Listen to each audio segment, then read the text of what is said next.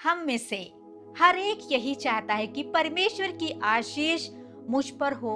मेरे परिवार पर हो, मेरे बिजनेस पर हो, मेरे कामकाज पर, मेरे हर एक इलाके में, हर एक जगहों में परमेश्वर की आशीष होने के लिए हम प्रत्येक लोग यही चाहते हैं, है कि नहीं, है ना? तो बाइबल में हम देखते हैं कि परमेश्वर ने इस्राएली जो प्रजा थी, जो परमेश्वर के जो लोग थे, उनके लिए परमेश्वर ने क्या कही है। व्यवस्था विवरण उसके 28 अध्याय 1 से लेकर 5 पद में यदि हम देखेंगे, वहां पर परमेश्वर का वचन ये कहता है कि इस्राएली लोग भी परमेश्वर की आशीषों को प्राप्त करना है तो परमेश्वर कहता है, यदि तुम मेरी आज्ञाओं को पूर्ण रूप से मानोगे, मेरी विधियों पर चलोगे, तो परमेश्वर इस्राएली लोगों के लिए आशीष वचन क्या रखा था, तुम अंदर जहां तुम है वहां पर तुम आशीषित होंगे, जब तुम बाहर जाओगे वहां तुम आशीषित होंगे, तुम्हारे खेत पर परमेश्वर की आशीष रहेगी, तुम्हारे खेत की उपज पर परमेश्वर की आशीष रहेगी,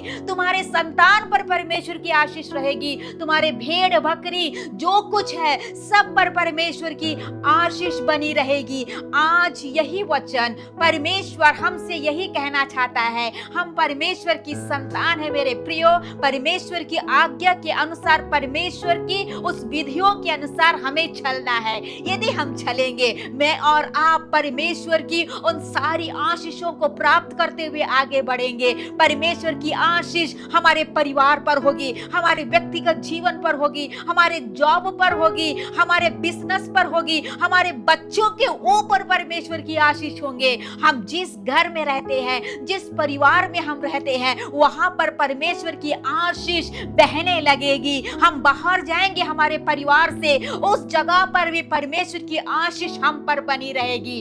यदि आप परमेश्वर की उस आशीषों को प्राप्त करना चाहते हैं आज के इस प्रातः काल में, तो परमेश्वर की आज्ञा, परमेश्वर की विधियों पर आगे बढ़े और कहे, मैं मेरे परिवार में आशीषित होऊंगा, मैं मेरे देश में आशीषित होऊंगा, मैं जब बाहर जाऊंगा सारी जगहों में परमेश्वर की आशीष मेरे पर बनी रहेगी, मेरा परिवार आशीषित होगा, मेरे बच्चे आशीषित होगा, मेरे लोग जो मेरे लोग हैं, मेरे परिवार है, ये सारे आशीष के कारण होंगे, क्योंकि मैं परमेश्वर की उस आज्ञा पर चलने वाला हूं। उस आशीष के वचनों को, उस आशीष को अपने जीवन में ग्रहण करिएगा, परमेश्वर आपको बहुतायत से आशीष देगा। इस वचन पर प्रभु आप सभी को आशीष प्रदान करे।